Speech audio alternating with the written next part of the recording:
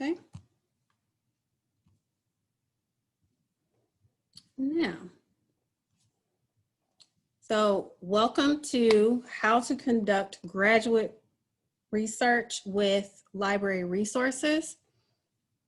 We designated about 5-ish stages for this. My contact information is here. Email is the best way to reach me. And now that you all have the link to the APA 7 quick guide, my appointment calendar is linked in there. If you need anything, feel free to email me or book an appointment with me.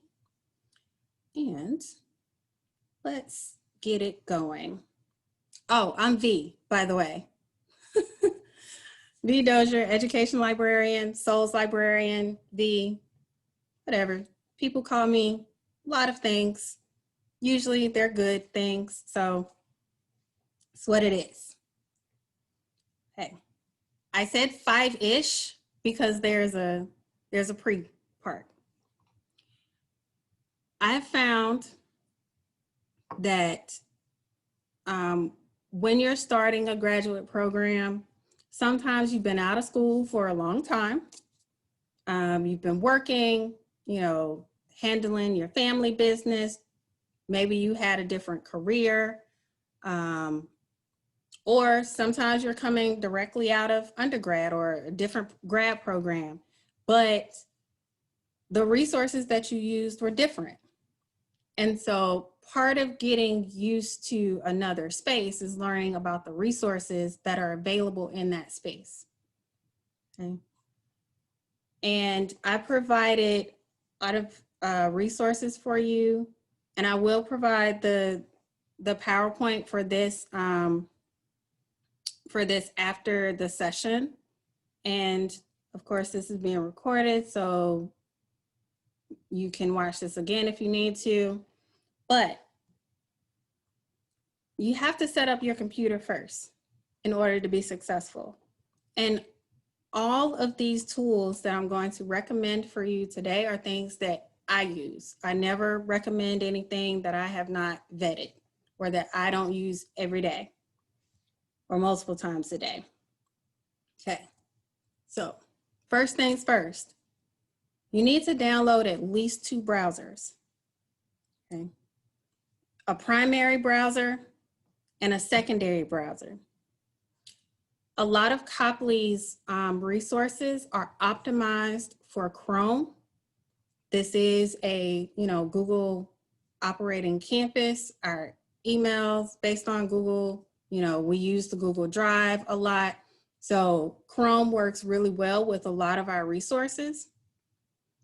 It does have some hiccups with Sage Premier Journals sometimes, and I don't know why that is, but it's a thing.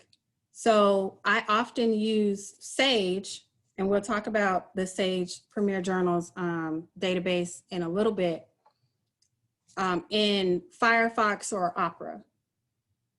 I might get an error message in Chrome, but it works just fine when I pop the link into Firefox or Opera.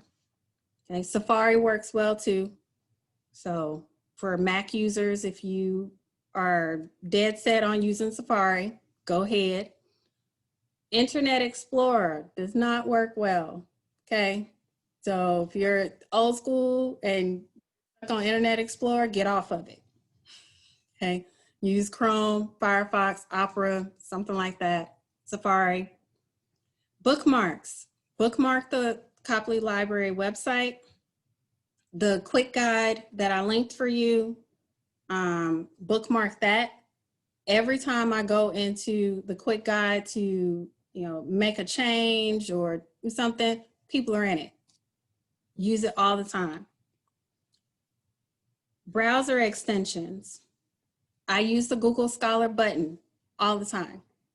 It helps me when I'm looking for research, when I'm helping people find resources. I use the Google Scholar button frequently, and we can talk more about how to use that effectively. I don't like paywalls. So if you've ever experienced a paywall, you were searching online for a resource, you found perfect article, right? And then after you've read the abstract, you scroll down and it says pay $24.99, $49.99, whatever for access. That's a paywall.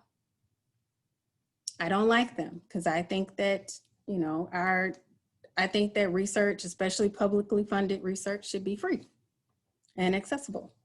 So, but that's not the way it always is. Unpaywall and the open access button are two browser extensions that you can add to your browsers that will help you search for free legal copies of, you know, the work that you're interested in. Okay. And we also have the interlibrary loan service at Copley. This allows us to borrow materials from other libraries, and that's a free service for you. So knock yourself out. Okay, Citation Manager extension. I cannot tell you how important it is for you to use a citation manager because it's going to help in multiple stages of the research process. My favorite one is Zotero. It has the shortest learning curve. It has, it doesn't have an institutional affiliation. So it doesn't matter if you're at USD, Alabama, you know, UCLA, doesn't matter. You can use Zotero. Mendeley and EndNote are offered by USD. And you can sign up for Mendeley with your USD email. I think it has about 2 gigs of storage. EndNote has endless storage. You can download that from the USD IT software page. So that. And because a lot of us use Google Scholar, you can connect Google Scholar to Copley Library resources so that when you're searching Google Scholar, you can see what is available at Copley Library. The video that's linked here, about 2-3 minutes, and it shows you exactly how you can link those two. Okay, next. The research process. Okay. And the arrows here go in both directions because sometimes you go back a step when you're going through the research process. This is normal. The research process is not linear, okay? You won't just find all of the articles or all of the book chapters or what have you in one fell swoop for graduate level research. I've never seen it happen. It might happen one day, but I haven't experienced it yet. And I've been around the block a time or two. So sometimes you have to go all the way back to the beginning.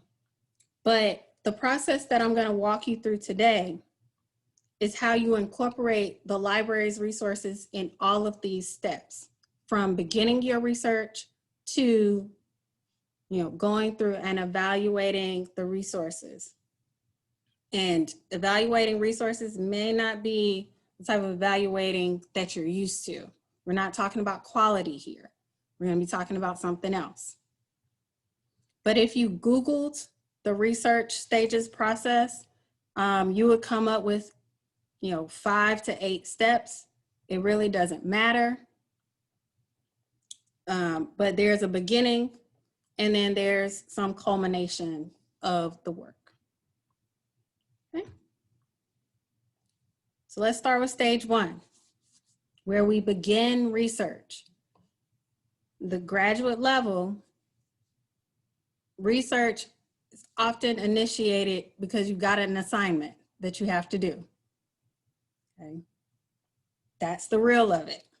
Or you have an idea for something. You saw a call for proposal.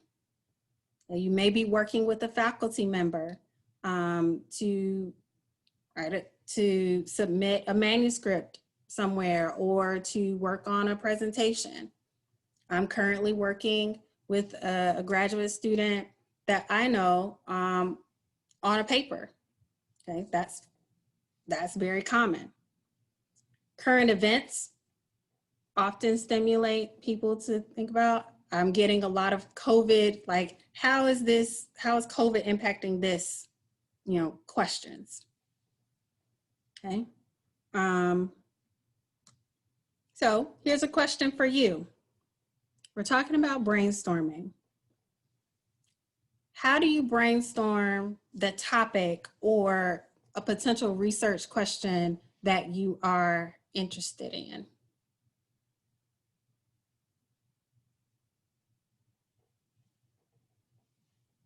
You can pop an answer into the chat or you can unmute yourself.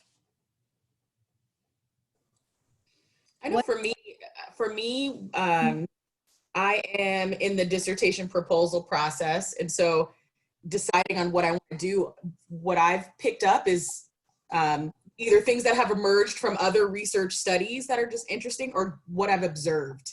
So if something just seems interesting that I'm just sniffing out is, wow, that's, I don't know, I've never really thought much about that. Let me see if there's actual research on this. It's kind of how I've come up with any idea I've had is what I've actually seen and just been curious about. Yep, and that's very natural. Mm-hmm. It happens all the time. I mean, action research usually starts because there is a problem or situation that we desire to be addressed, in a quick manner. And I mean, you have the entire section of action research that's all about problem solving based on an observation of a problem. Okay. What about research questions? Oh, let's see. Go off my life and the work. And hopefully I find a connection to help get me started. Yeah. I mean, we're very inspired by life. Because being stuck with a research topic that you are not interested in is like a bad relationship. You really just want to, you want to get out, but you might not be able to at the time. So, yeah. I know I had like a question for one of our assignments. It was like a random, I felt like it was like a random statement. It was how has the EMR system affect healthcare? And I'm like writing my professor like, okay, what about it are you looking for? And I'm like, there's a lot that can be affected. So what are you looking for? She's like, you have to research, but what am I researching? So I didn't know exactly which direction to go in because it's such a broad statement. Right. And I'm glad that you brought that up because research questions can be very broad. And one of the things that I help people do all the time, in fact, 2 of my consultations today, we talked about the research question, and I helped them refine their research question based on doing searches and saying, where is the research leading us? What are they talking about? What are they not talking about? Who are they not talking about? Okay. Often graduate level research, and when you finish grad school and you are re-entering the professional side of this thing, if you want to stay in the academy or you plan to do research afterwards, we often look for the gap in the research. Okay. Again, who are they not talking about? What is not addressed? Has this work been reviewed recently? Okay. So those types of things. And I can help you refine your research question or questions. I have found that sometimes My graduate students tend to be very, very narrow, and they want to save the world in one paper. Okay. You know, they want to study the challenges and barriers of, you know, virtual, virtual environments on second graders in the state of Minnesota. I'm like, okay, let's bring that back a little bit. We are looking for the happy medium when we're talking about research questions. You want it to be narrow enough so that you are addressing, specific things, and you want to have something to study. Otherwise, what's kind of the point of doing the research? But you want it broad enough so that you can have something, a body of research to build off of. That's the point of the literature review. Okay. I can resend the links. Can I ask a quick question, V, or just something I often have a challenge with is, there's one, and I just thought of this when Courtney spoke, but I've been told, like, you can't just be curious about something. There has to be a problem that you're studying. Like, what is your problem? So anytime I've had to write a problem statement to then say what my research questions are, I'm like, I don't know what the problem is. I'm just very interested in studying this, right? Like, I don't know if there is a problem with a particular thing, or like, do I have to create the problem? Anyway, I don't know, but the problem thing is something that's a challenge for me. Well, the person or people who told you that are probably not folks who are focused or interested in exploratory research. That's a whole sector where people just explore different topics. There doesn't have to be a problem with it, but they just want to gather information about something, and that's legitimate research too. Okay. So how do you know what your paper's supposed to be then? Well, if it's exploratory, then you're saying up front, I'm exploring this topic, and here are my parameters for how I, manage my exploration. Because if you go too big, then, it can be difficult to manage. Okay.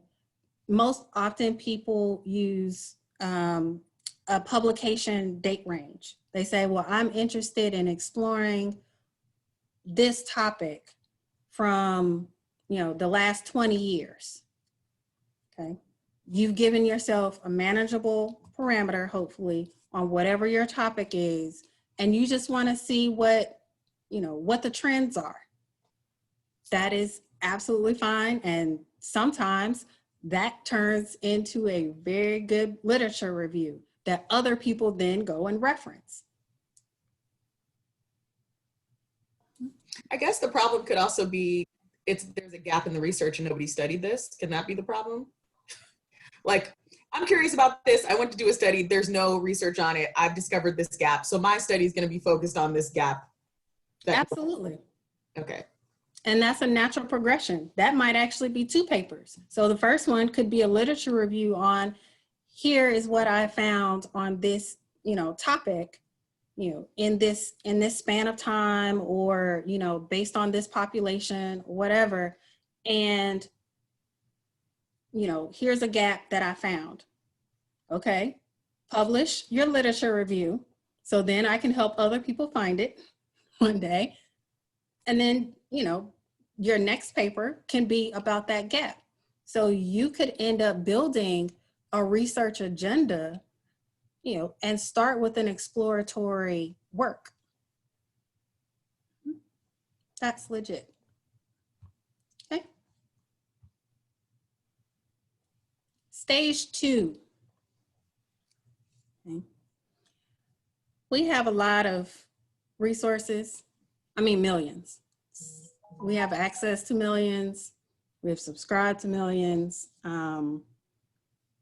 It's really hard to count how many we have, but for your research purposes, you're probably going to spend most of your time in our databases and the journals portal. So we have 187, sometimes it's closer to 200, sometimes it's less, depends on funding. So, but we have a core group of databases with journal content. Some of our databases are just indices, so it's an index of information, which can lead you to other information. And of course, we have a lot of memberships and reciprocal agreements. And this is how we have access to, the millions of resources. Okay. And none of this is cheap. Like, it's expensive to have all of these resources, and your tuition is expensive. It helps, fund a lot of these things, these resources that you're using. So use them, definitely. Okay. Which brings me to navigating the website. This is your entrance portal. Okay. For those of you who just Google stuff, which it's fine in its own right. But when you're doing graduate level research, use the resources that you have available to you that are vetted. We're not putting stuff up here that's just, free and willy. The resources that we link on the website are high quality resources that are intended to be used for, research purposes, to support teaching, learning, research, service, all those good things, right? Right, not fake news, not fake news. This video is about 5-7 minutes. I forgot which one, but 5 minutes. It gives you an overview of like what all of these tabs mean and what they do. And when we go into the actual website, like I'll give you a good overview of that, but this video is here as a reference for you. Okay. Yeah.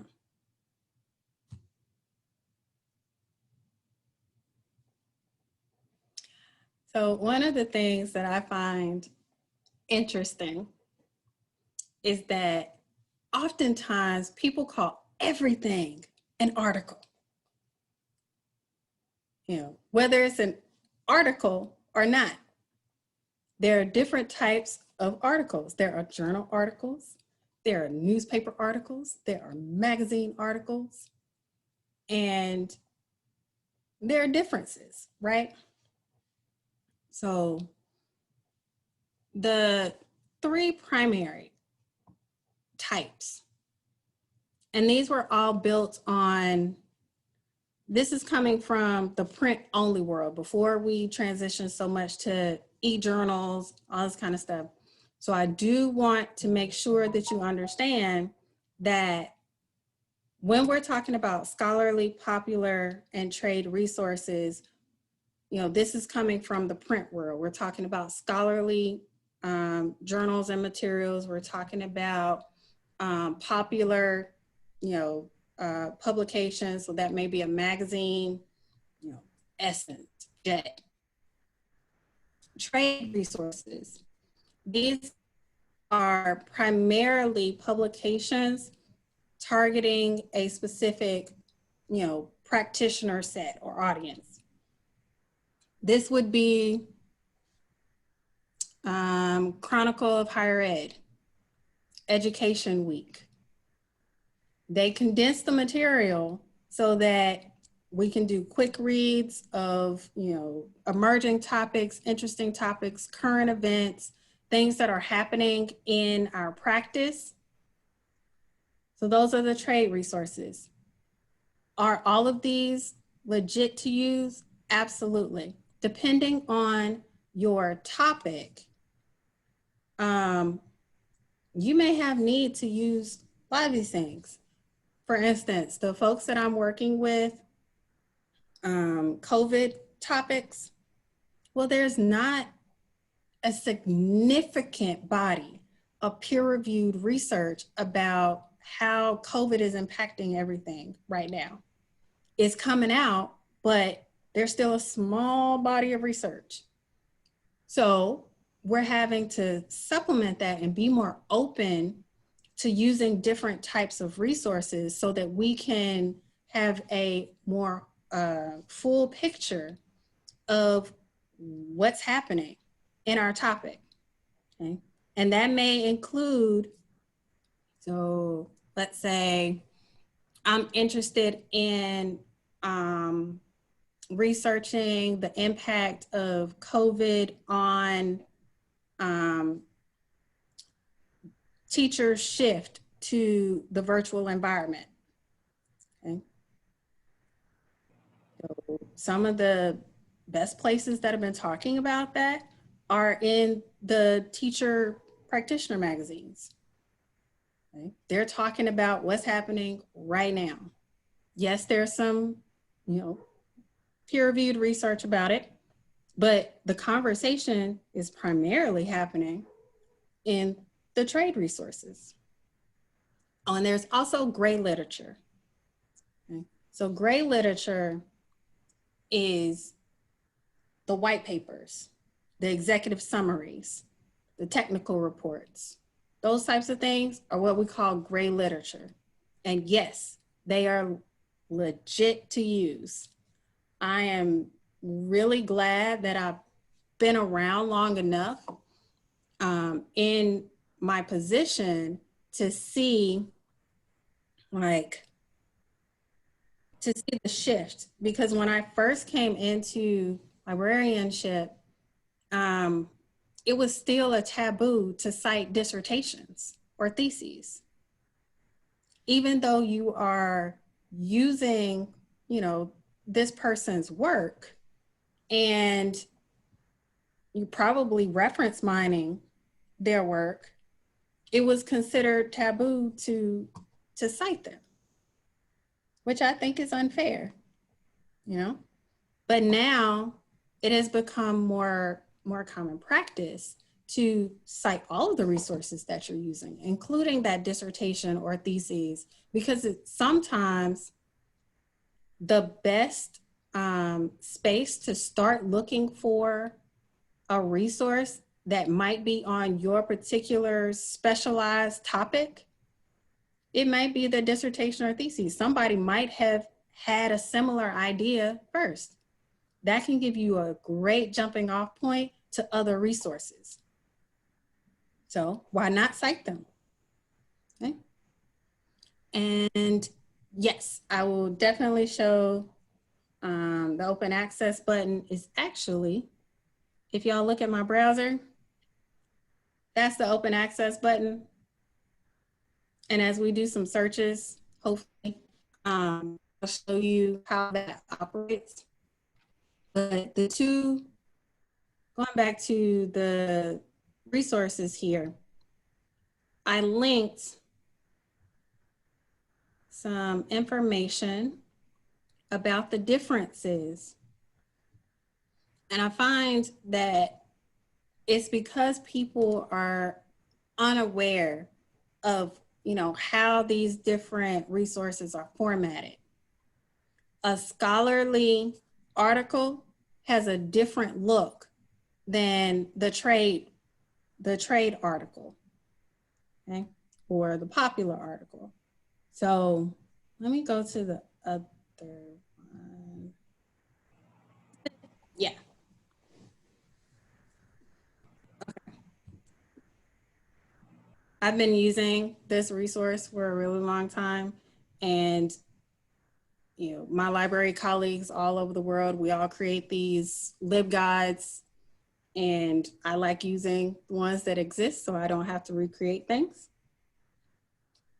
But the anatomy of a scholarly article, most of the time you're not going to see pictures with a scholarly article. It's probably going to be charts or graphs.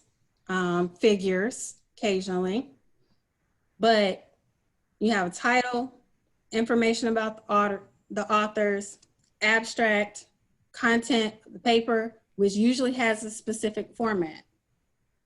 We were talking about APA 7. Okay. SOLS is primarily using the professional paper template. And so it has a particular format that is different from the student paper template. Okay. And the professional paper looks more like what you would submit for a peer-reviewed journal. Okay, it has the abstract, author information, there's cover page, introduction, all of these different parts. Okay, so it gets you used to the format. However, here's a quick reference chart for you. Notice the difference. So the scholarly article, and it's filled with a lot of jargon, usually. Popular works usually have a lot of ads, a lot of pictures. It wants to grab your attention visually. The trade or professional works may have some advertisements, but they're generally more targeted than what you would see in, Essence magazine. But Education Week usually will have ads that are geared towards educators. Okay. And, the content may include some pictures, and the reference list is usually much shorter. Okay. Sometimes the popular works don't have a reference list at all, even if they should. But I didn't say that. Yes, I did. I'm being recorded. I absolutely said it. Sometimes the popular works get away with not citing things, but with social media, it's getting harder and harder to do that without getting called out, because people can recognize when their work has influenced something. Okay.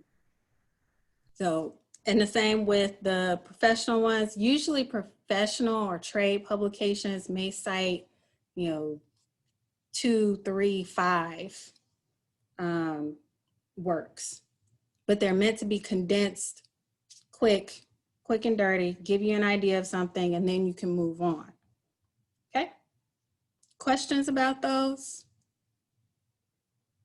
Go ahead. I had a question about the, I think you were talking about the templates, and you said that SOLS uses the professional template, but you also have a student template. So like if our professor says, put it in APA style, they probably mean the student template? No, they mean the professional one. Oh, okay. Yep. Pretty much every SOLS the default paper formatting template for SOLS graduate programs. SOLS.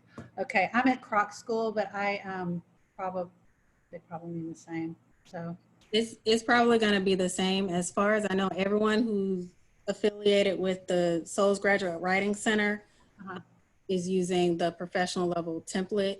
Okay. Anyone who has the graduate programs are using that one because it's more aligned with what you would do, in practice. Okay. All right. Thank you. Mm-hmm. Okay. Yeah. Next up. Stage 3.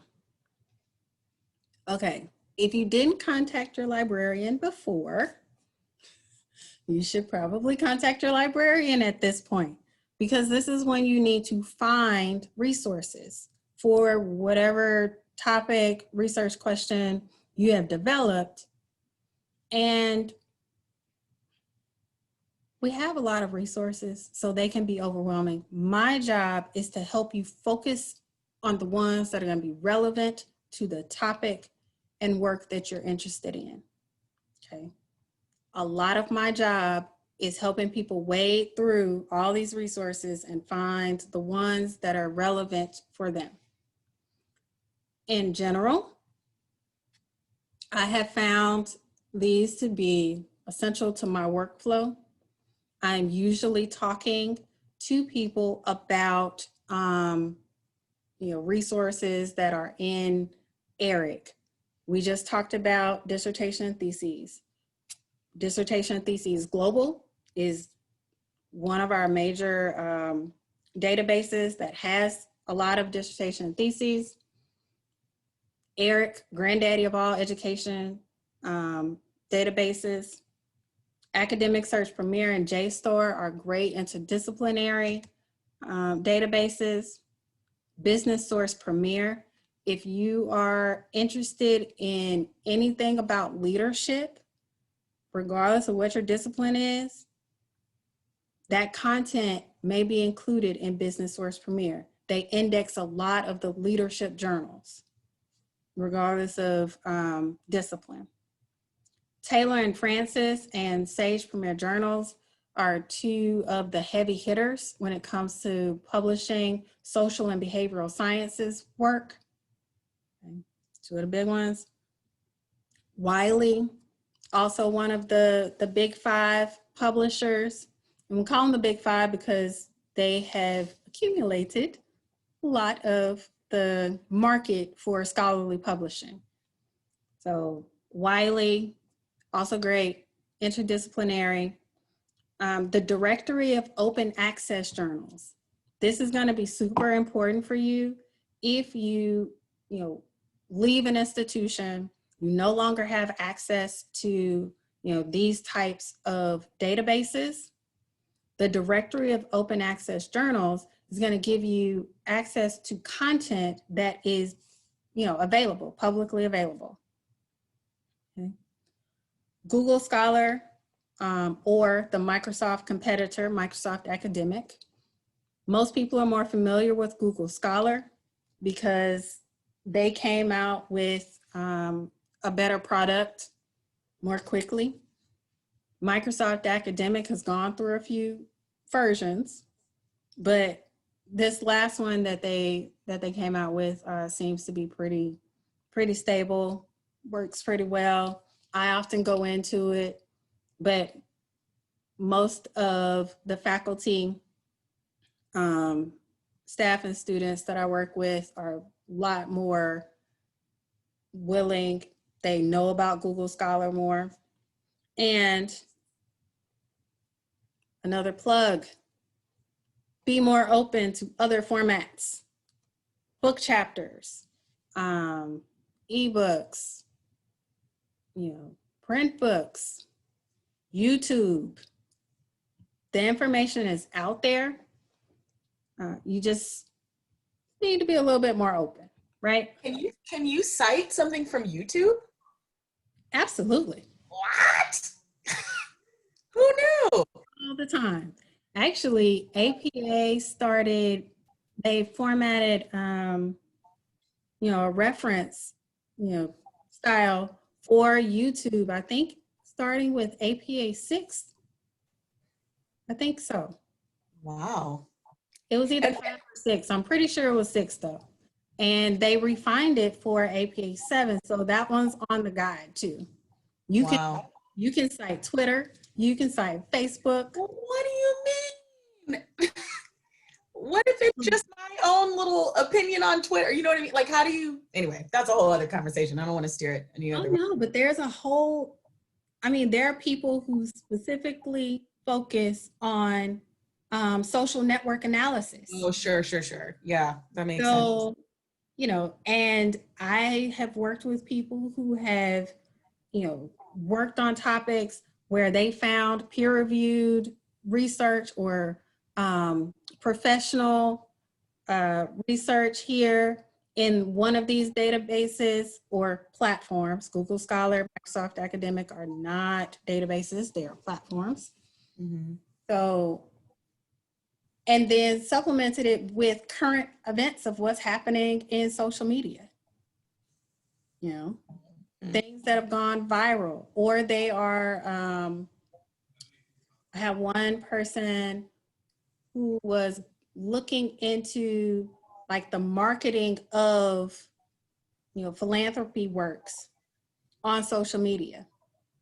What type of works are being promoted? What are the hashtags?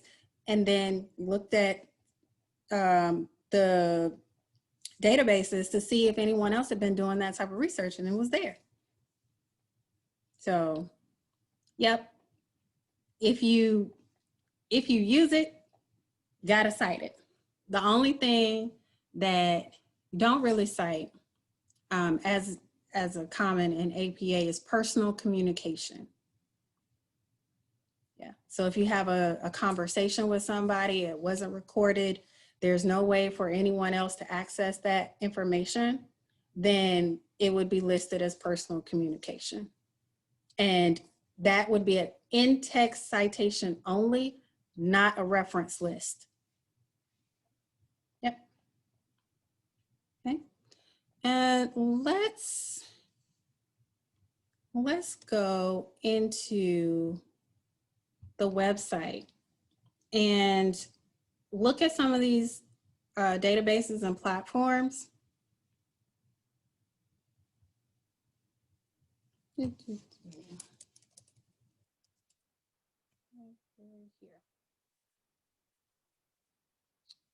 That's not the exact web page I wanted, but that's okay. Because the Copley Library, link is on the top of all of our pages, so you can easily get back to the home page. Okay. Oh, just for reference, like the chat feature, there's a librarian behind that. It's not me, because I don't work on that side. Y'all have my email, so you can contact me that way. But my colleagues are behind, and they are the ones who answer the chat questions. Okay, so there are real librarians back there. Okay. Yeah. No, thank you. Okay, databases. Easiest way to find databases, if you don't know exactly the name of the one that you're interested in, click on the databases or databases, however you want to call it, tab, then go to browse by subject. Or if you're not sure, you can type in a keyword and it'll try to come up with one based on the database subscription or description. Browse by subject is really easy because we've categorized them, high level here.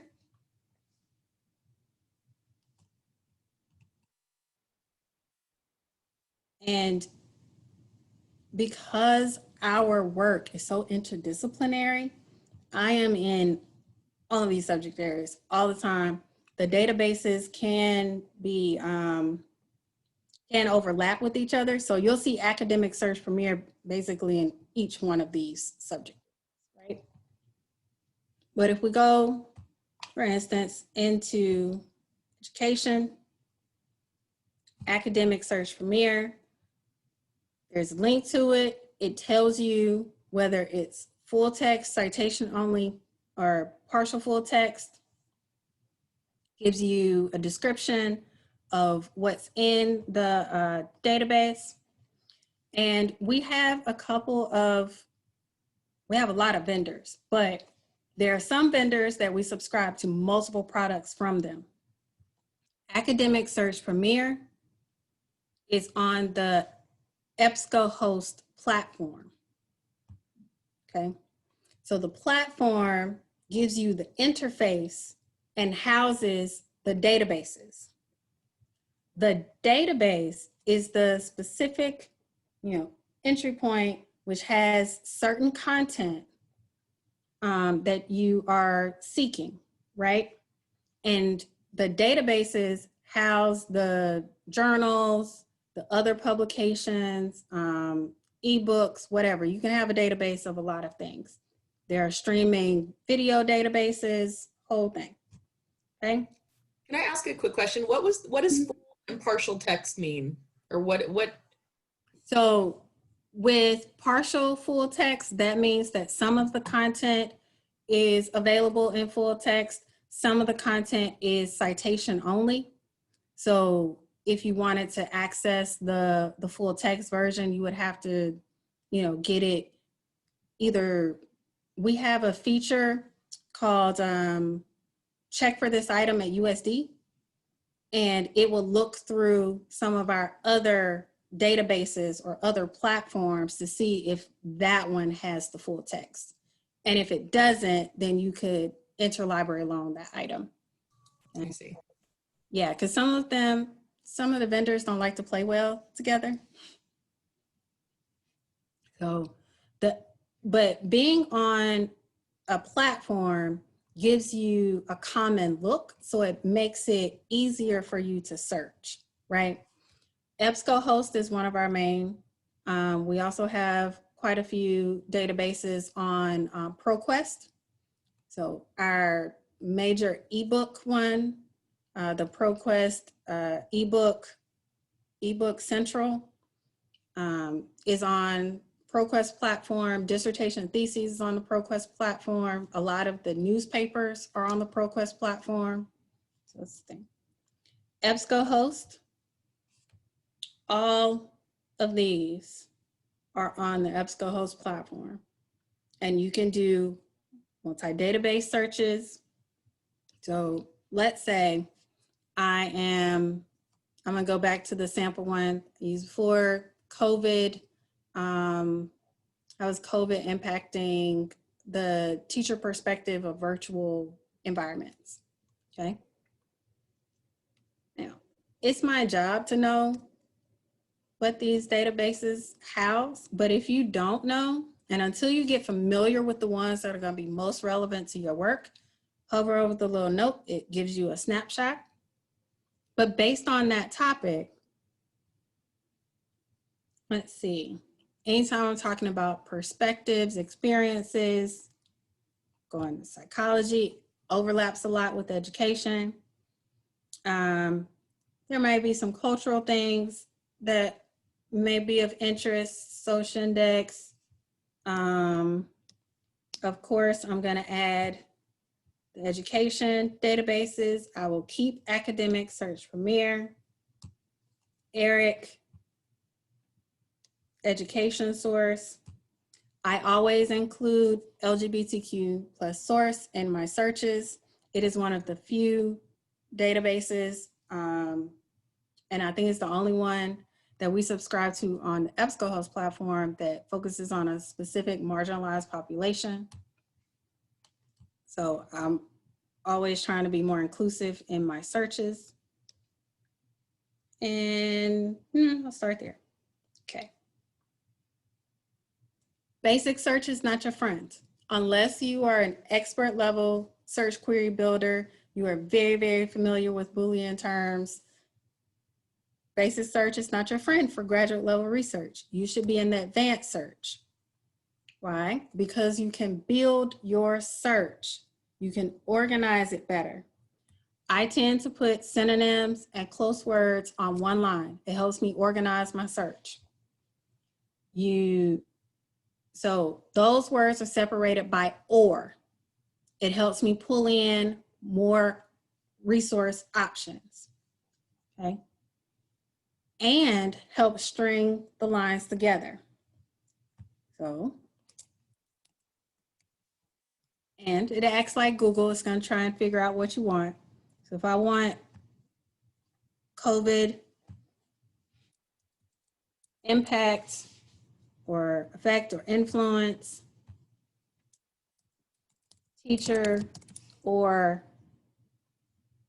educator,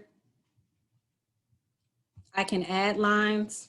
Most of the platforms will have options where you can add lines. So virtual learning, blah, blah. And when you go to the advanced, sure, you also have more limiters and facets that you can use to make your search more complex.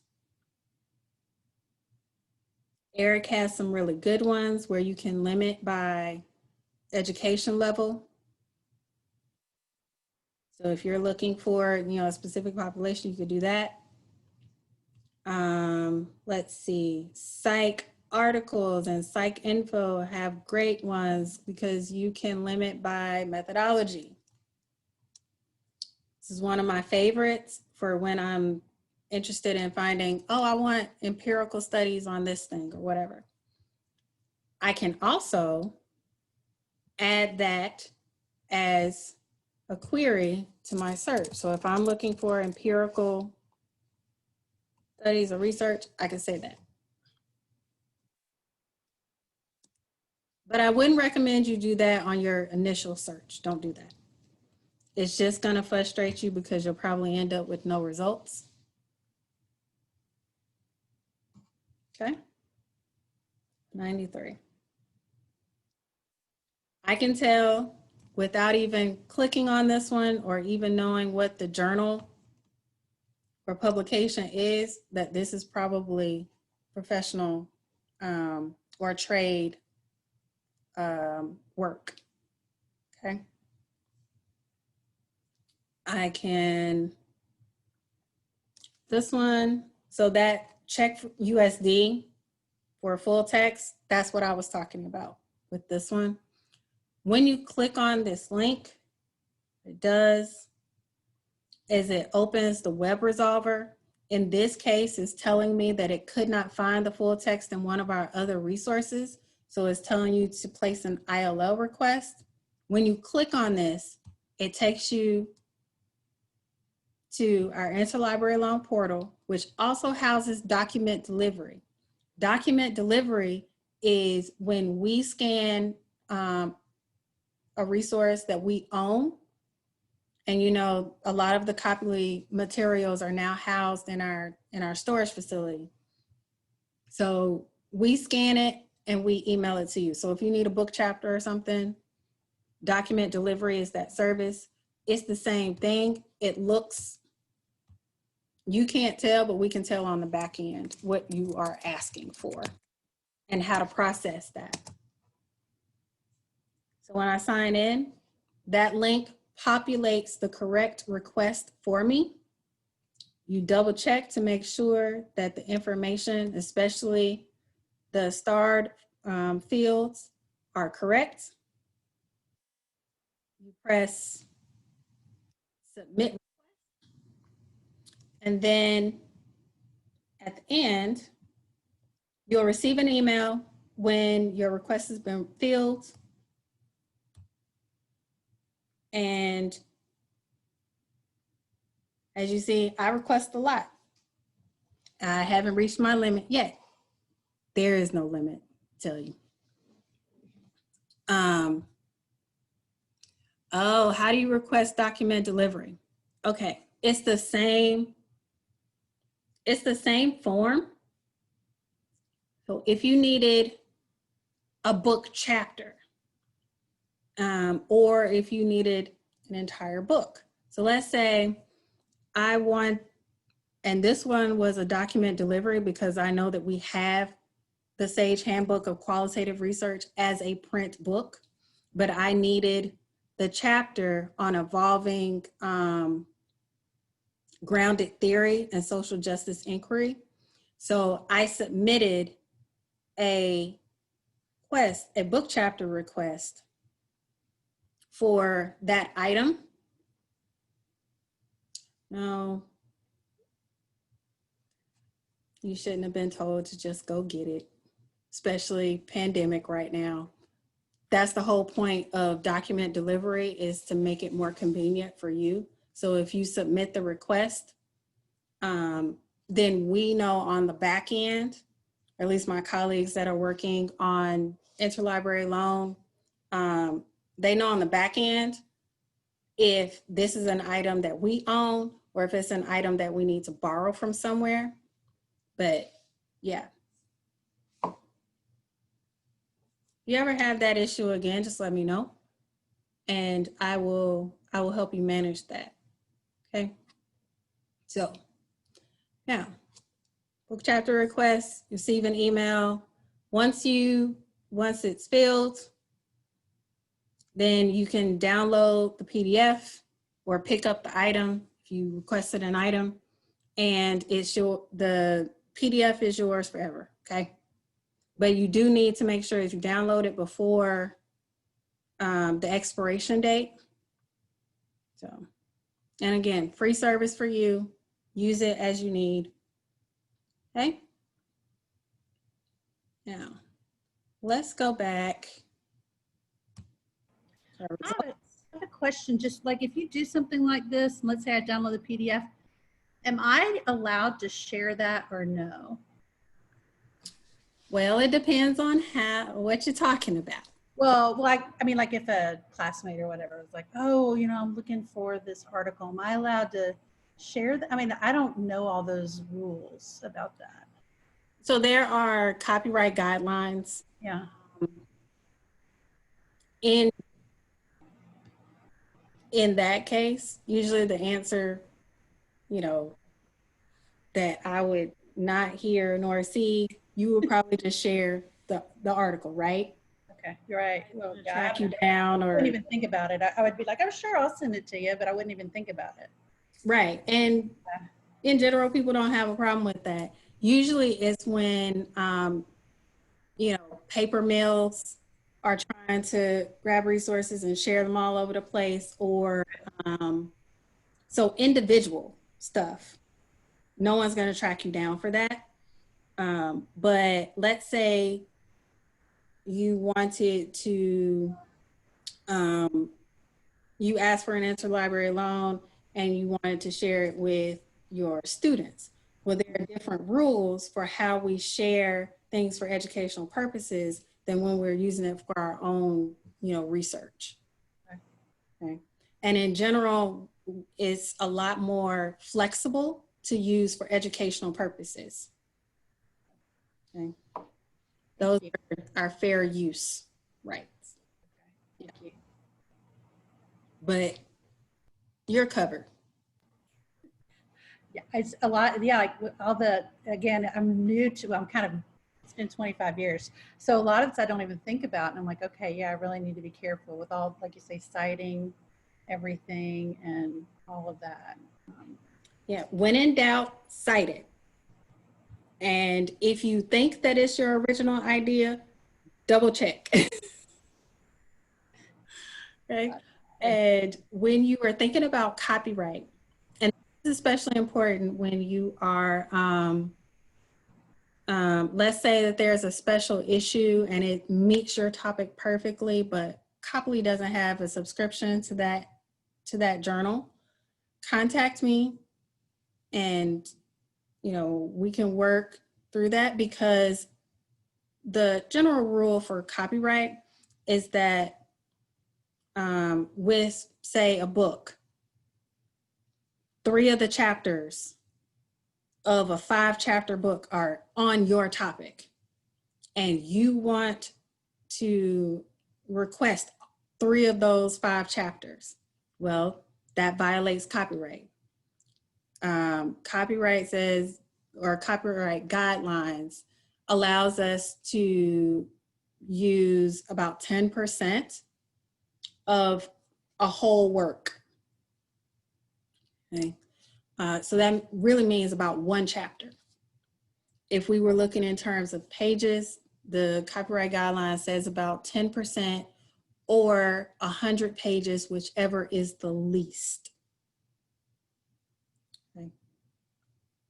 Okay, so the solution then would be just to go buy the book. Yeah. Okay. So we can still use it, we just need to buy the book. Or instead of you buying the book, contact your librarian. Say, hey, I think this book would be great for the collection because there's a research interest or whatever. Can the library get this for me? Okay. And then I say, yeah, I think we can do that. Hopefully, if we have money.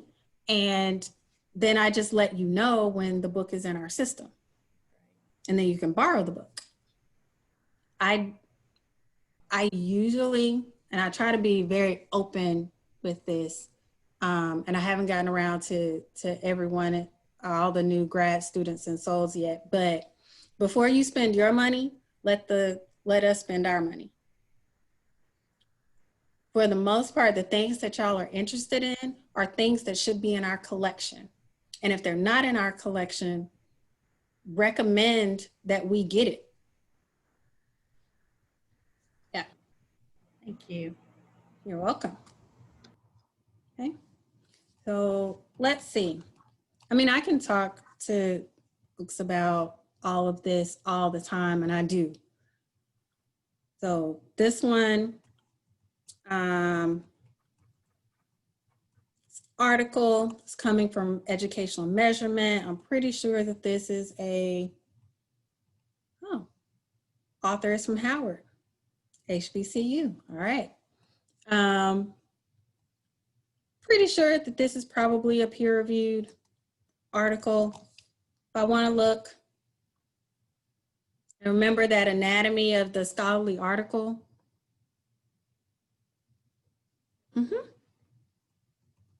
I have an abstract, title, author information. Remember when I was talking about paywall and the open access button? This one isn't open. There's an open access version of this publication. So, you know, if you forgot to go through the Copley Library channels and you found this article and you had unpaywall installed, this button would be green. You click on it, there's your PDF. Okay. So that's how that works. I'm glad it showed up because I wanted to show y'all an example of that. And open access button operates the same way. Another thing that the open access button will do, so if I click on this, actually, let me go back to the record.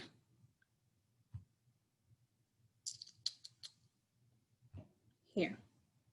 If I clicked on the open access button from here,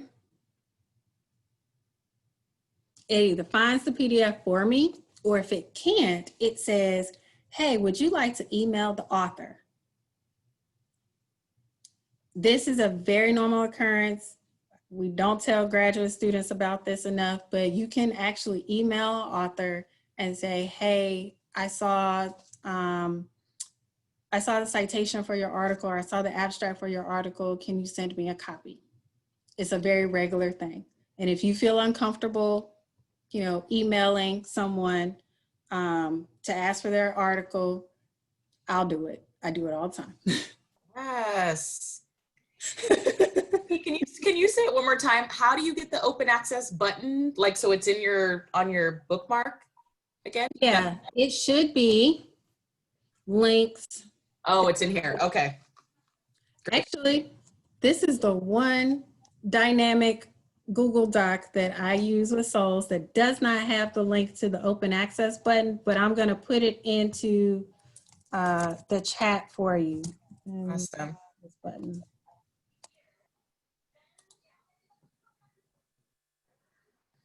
It's literally called open access button. Mm-hmm. They make it simple for us. That's great. Yep. So open access button or unpaywall, I have both because, you know, sometimes one's feeling a little itchy or not. So whatever. I just want to make sure I get the text. Yeah. Okay. Now, so we talked about that. We have a few minutes left. I want to go through the next couple of stages. Here's my sample for how I go from topic to search query, and I color coded it because I wanted to bring the visual aspect to this. So my topic, that first thing that I brainstormed, whatever, student discipline during COVID. And this is it's actually really close to a topic that one of students I was working with earlier this year had.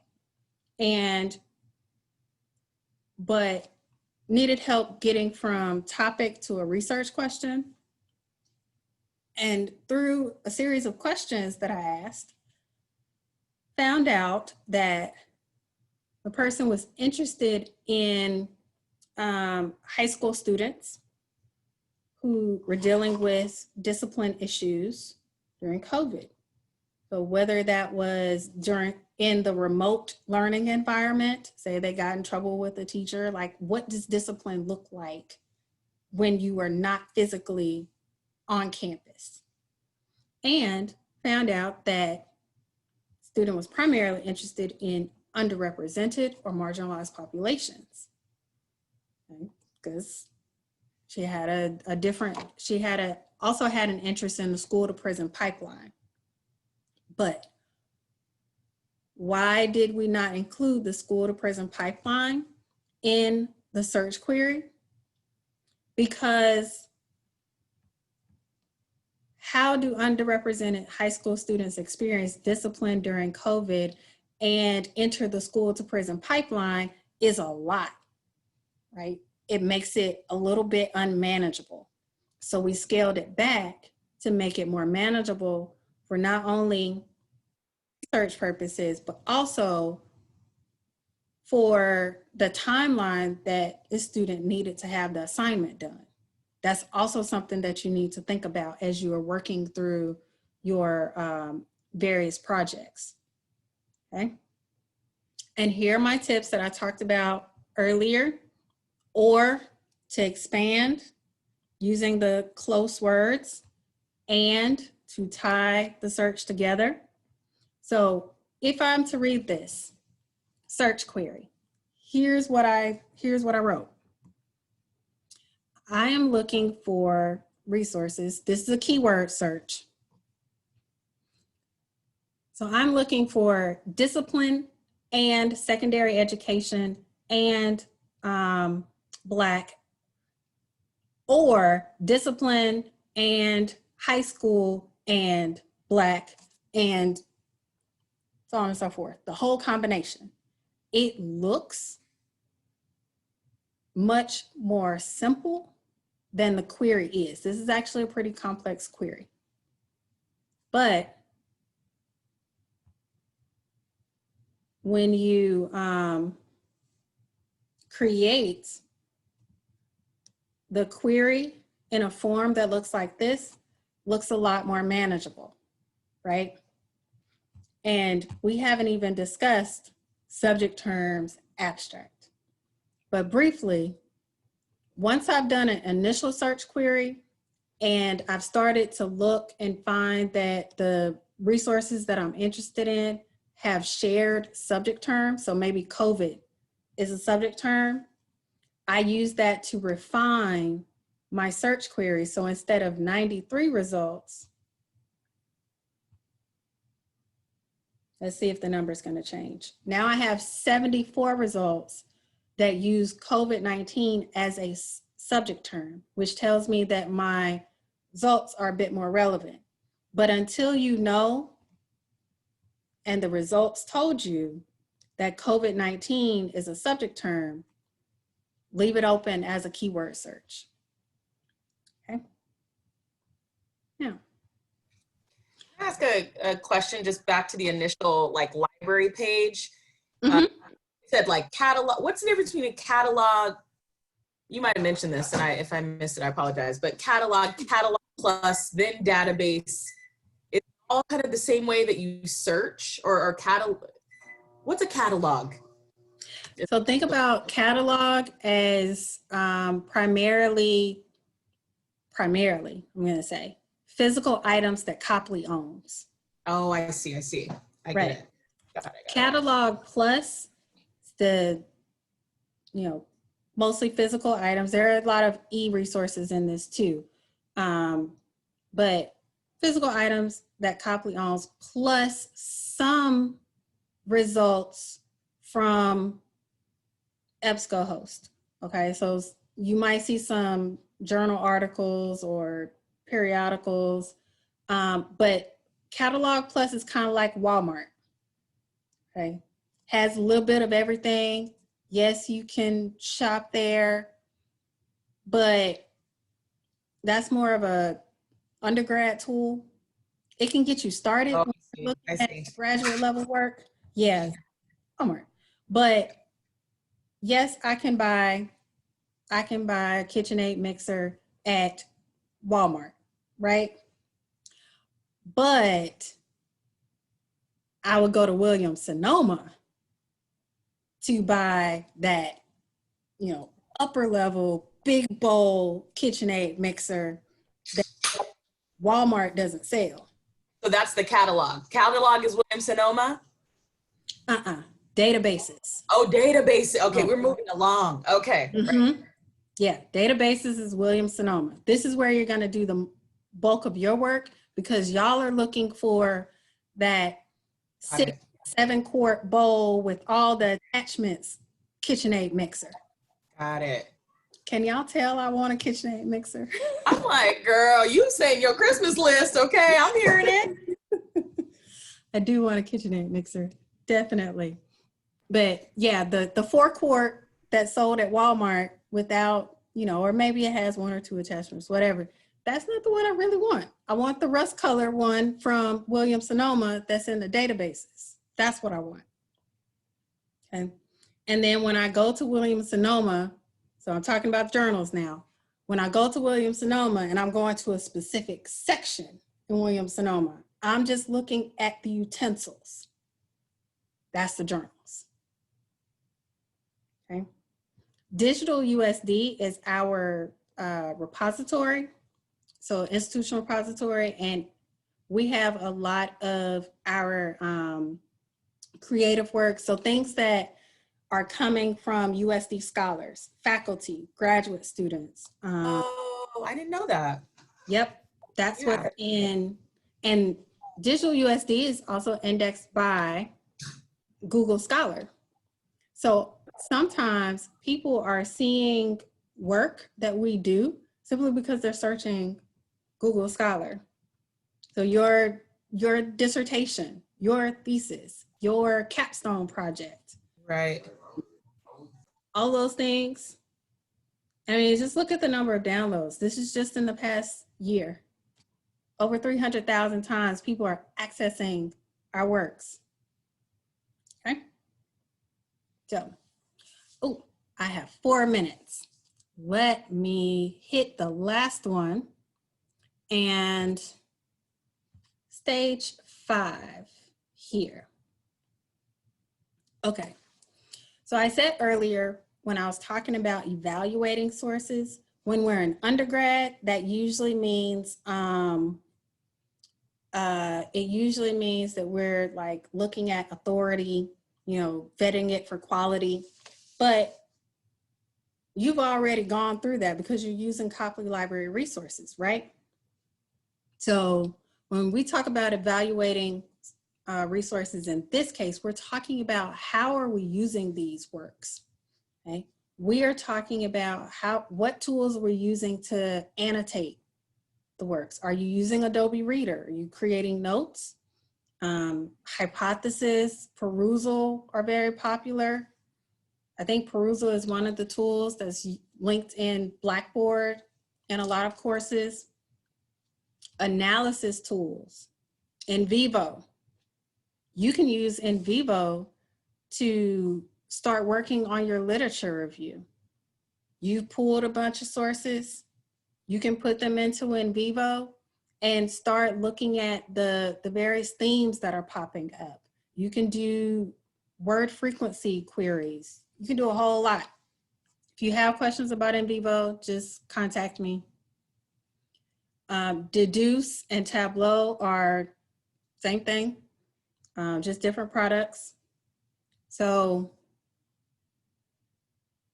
that's really the bulk of this process, but I wanted to show you like through the stages of your research, okay? Even through writing. I only had an hour and a half, so I shortened it, but from topic generation all the way through working with your resources to analyze them, like I can help you every step of the way, okay? It's my job. I like my job security. I like being able to pay my bills. Please use me. I see I have a question in the chat, and yeah, okay. Several views, downloads. Okay, so downloads are different from citation counts. Okay, I have a question about whether like there are a lot of downloads of a particular item in digital USD, because we track that. How many times has somebody downloaded an item? So that's a metric that is included in alt metrics, which looks at, you know, how many downloads, how many times has somebody clicked on something. But Google Scholar looks at how many times something has been cited. So those traditional citation counts. When somebody cites your work and publishes in their reference list, then that counts as a citation for your work. Okay. But all of those are part of bibliometrics. I just had a workshop on that yesterday, but if you want the information, I will send it to you. Okay. Now, I'm going to stop the share here and the recording. It is right on the dot of 7 o'clock.